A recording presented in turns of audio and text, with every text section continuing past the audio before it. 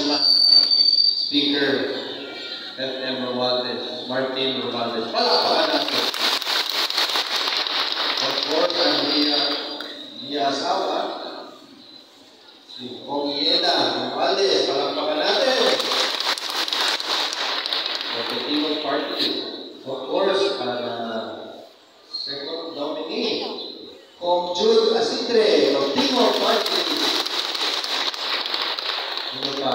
Si anak bisita, Mr. Alexis Yu from Timor Party. Nominee kinapon siya. Pero reserva lang siya. Kumbaga, na basketball, nasa bangkok na. Diri pa siya nagkamulay. Okay? Pero nandyan siya. Palakpakan po natin siya. Of course, ang ating coordinator sa Tingo. Dito si Ma'am Cha. Siya ang nag-asikaso sa Javier. Ang mga request natin sa Tingo. Kaya Tingo, grabe na ang support na hatong bukto. No? Nakikitaan natin na grabe ang support na nila, ang pagmamahal nila sa mga bayan sa buong bukos na hindi lang sa Leyte.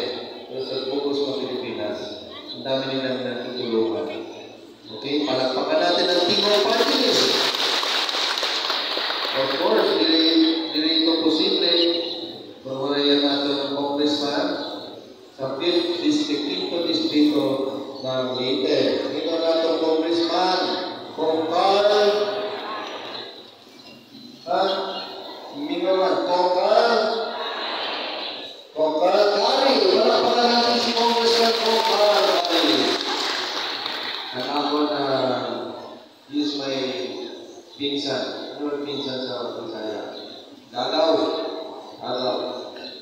Grabe din ang kanyang suporta sa Javier, no? Of course, si Governor.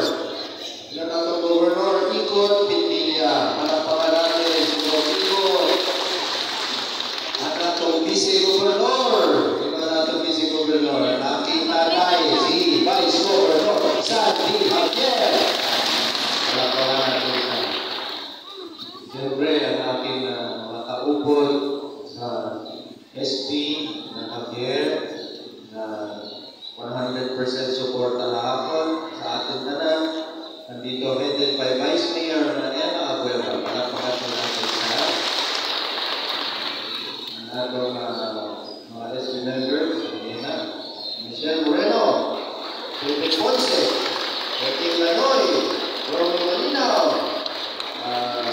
Boy Marino Merito, Kevin Papali, Bert Munoz, Lynn Meras, and of course ang atong ABC, si Jalo Ingay. Palakpakan natin sila.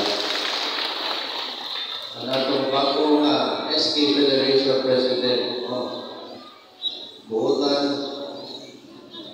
Uligon, Guapa pa, si Erika. Palakpakan natin siya. Let's welcome her, ang ating bagong SK Federation President. Of course, ang atong mga staff ni Congressman Carl.